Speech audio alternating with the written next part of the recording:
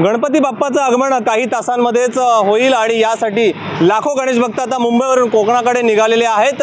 मागील 2 दिवसांपासून मुंबई गोवा राष्ट्रीय महामार्गावर गणेश भक्तांच्या वाहतूक कोंडीला या ठिकाणी मोठ्या पद्धतीचं विघ्न आलेलं पाहायला मिळतंय। मी आहे सध्या मुंबई गोवा राष्ट्रीय महामार्गावर। आपण बघताय या मुंबई गोवा राष्ट्रीय महामार्गावर जवळजवळ 20 किलोमीटरच्या रांगा लागलेल्या पाहायला मिळतात। अनेक बसेस या ठिकाणी अडकून पडलेल्या आहेत। जवळजवळ माणगाव, इंदापूर, कोल्हापूर असे या परिसरात या बसेस किंवा इतर वाहनं देखील अडकून पडलेली आहेत आणि त्यामुळे मुंबईकर चाकरमाने असतील किंवा गणेश भक्त असतील यांचा मोठ्या संख्येने खोळंबा झालेला पाहायला मिळतोय। एकंदरीत आपण जर या मुंबई गोवा राष्ट्रीय महामार्गाचा विचार केला तर रखडलेला बायपासचा प्रश्न असेल किंवा खड्ड्यांचं साम्राज्य असेल किंवा इतर सर्व्हिस रस्ता असेल, या ठिकाणी मोठमोठे पडलेले खड्डे, या खड्ड्यातनं आता वाहनं या ठिकाणी मार्ग काढताना पाहायला मिळतात आणि त्यामुळे या मुंबईकर चाकरमान्यांचा मोठा खोळंबा झालेला या राष्ट्रीय महामार्गावर पाहायला मिळतो आणि त्यामुळे गणेश भक्तांना मोठ्या अडचणींना या महामार्गावर सामोरं जावं लागतंय। गणेश मापरळकर, एबीपी माझा, रायगड।